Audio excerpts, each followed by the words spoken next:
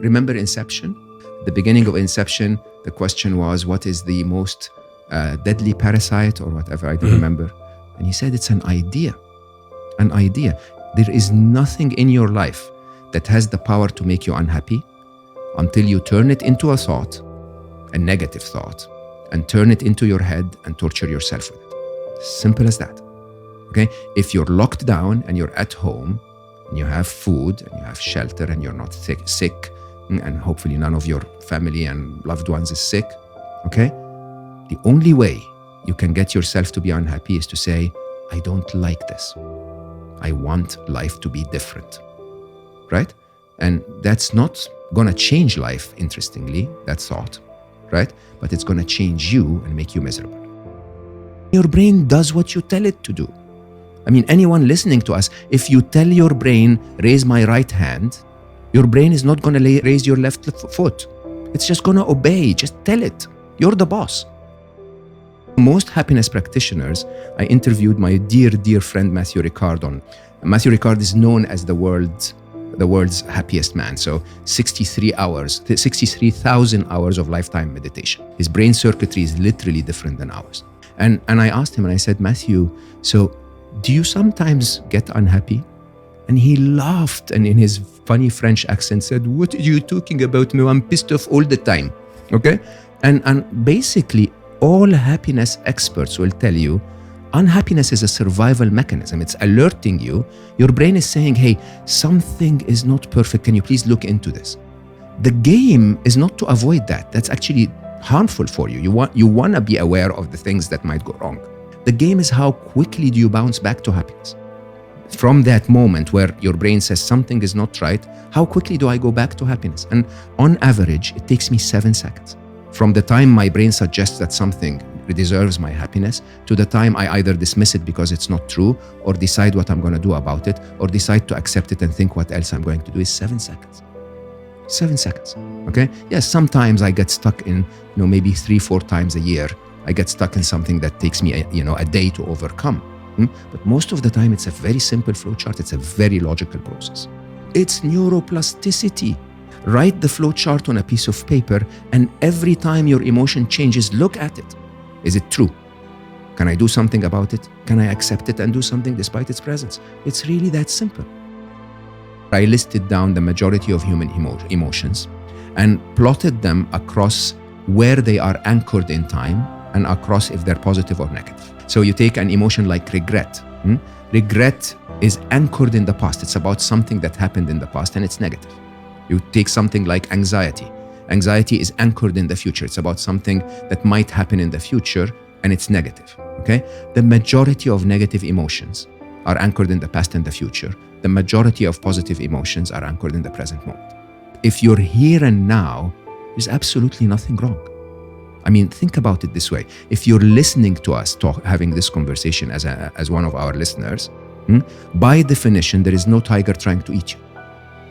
The reality that, which is really shocking, the reality that you can feel unhappy about something in the past and the future is in itself evidence that now is okay. Because if there was a tiger trying to eat you right now, you wouldn't be thinking about losing your job in 3 weeks. So the truth is, every time, remind yourself that the fact that I'm thinking about past and future is itself evidence that now is fine. There is a roof on top of my head. I'm obviously not starving, okay? You have an electronic device that allows you to listen to us. Life is okay. Recognize that your brain has errors, flaws, and other problems just like our computers do. Nothing has ever caused you to be sad until you have given it attention and allowed that concept to persist in your mind. You are upset because of that thinking, in fact. So let's consider a pretty well-known example. We all have strong emotions in response to what is occurring in Ukraine right now. You must feel hurt once you realize that innocent people are being killed. However, you wouldn't be sad if you imagine for a moment that we didn't have the internet, media, or any other method for you to learn about it. Before running the notion through your mind, you wouldn't feel anything negative at all. You wouldn't be upset if I arrived 5 minutes late for a meeting with you if you didn't have a watch or any other means to tell the time. It's the thought that upsets you. You are the one who has made the experience into a thought. There are 4 improper modes of operation as when we transform thoughts into something that operates in our heads. First, we let the correct info into our heads. The second is that we use our internal defenses too much inside our heads. The third is that we have 2 polarities for every single person, regardless of their orientation, whether they are straight, homosexual, male, female, etc. We have a polarity between the feminine and the masculine. Sadly, we favor the masculine in today's day and age. Thus, this causes a great deal of sadness. The fourth is that what I refer to as looping thought, a concept that keeps repeating in your brain and causes you a lot of misery. So let's quickly go through those. Capitalism has created a society where getting more and more of your attention is the only goal. And unfortunately, the only way for social media or the mainstream media to grab your attention is through negativity because of a characteristic of our brains called as the negative bias. The negative bias in the world is so extreme that everything is magnified to the point where the mainstream media exclusively reports on the negative. There may have been 7 million people who embraced, kissed, joked and laughed together today or last night, but the mainstream media will only report about the one who accidentally hit the other person over the head. And because of this negativity, we are experiencing a lot more sadness than we should be because it is altering the way we see the world. Not because the world is flawed, but rather because we are using social media to get attention by portraying it badly. We are required to put on masks, filters and false positivism among other things, all of which are contributing to our extreme unhappiness. So how our brain reacts to everything? You should always keep in mind that your brain is only a survival tool at its heart. It truly solely works to keep you safe at all times. You may develop it further and produce wonderful products and technologies like as phones and applications. However, your brain's primary motivation for thinking, like every other biological organ in your body, is to keep you safe. It employs 3 different defenses. The reptile brain is one of this. Additionally, the reptile brain is designed to try to flee from danger without pausing. One layer of your brain is represented by that persistent fear. The mammalian brain is the second defense. The mammalian brain is the one that is entirely concerned with seeking pleasure and avoiding suffering. The mind of a monkey, for example. Even if there is a slight threat, the monkey will attempt to grasp the banana if you approach it with the wand.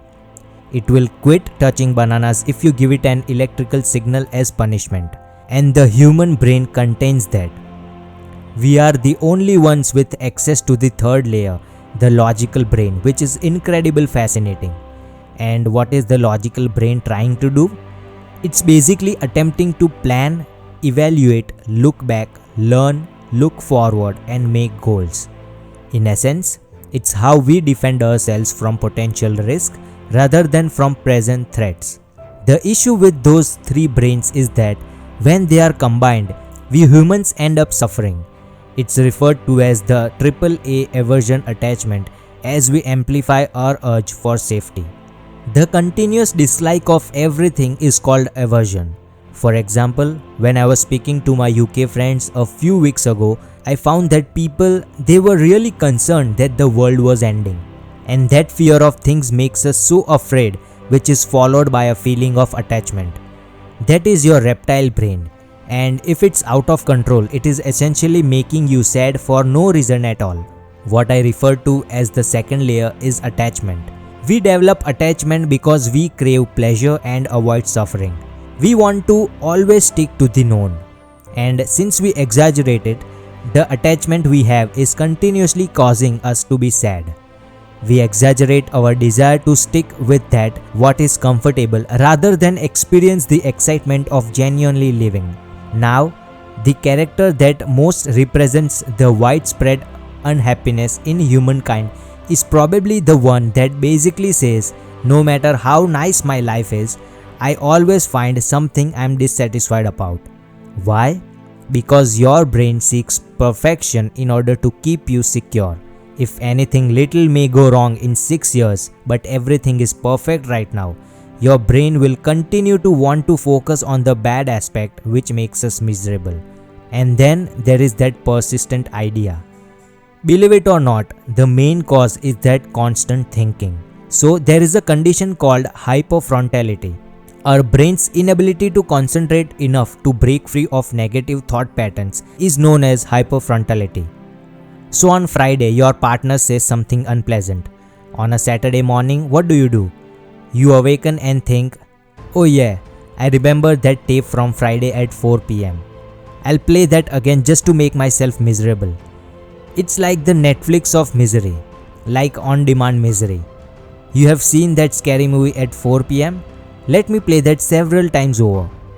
As humans, we have the incredible capacity to just maintain that pattern, sometimes for even years. We discover through meditation the exact reverse of that. Allowing your mind to wander while pulling it back like you are in the weight room is the exercise itself. Your pulling is evident. You want to practice this exercise to get better at relaxing your head. And the notion is that by doing so, you will discover what I refer to as deliberate attention. Deliberate attention is the capacity to see what happens in your brain and then just slow it down and calm it. In my opinion, the biggest misconception regarding meditation and happiness in the world today is that we assume a happy brain is a brain that is silent and doesn't think. That is just untrue. If your mind is filled with pleasant ideas, I strongly advise you to leave. Think as much as quickly as you like. And that notion simply informs me that positive ideas exist. And if you are able to, think as many of those positive ideas as you like. Yes, practice meditation to develop the mental muscle necessary to direct your attention to such ideas. But don't simply keep it quiet when you can. Consider 4 things. The 4 ideas are also examples of experiential thinking. Thinking experientially means I'm going to thoroughly experience the world both within and outside of me. The second good idea is to solve problems. The flow is the third. Every single one of us has the capacity to be in flow practically constantly. Fourth is provide care for others or have others ask them to look for you. Because that beneficial idea will bring our community back together and make us all happy.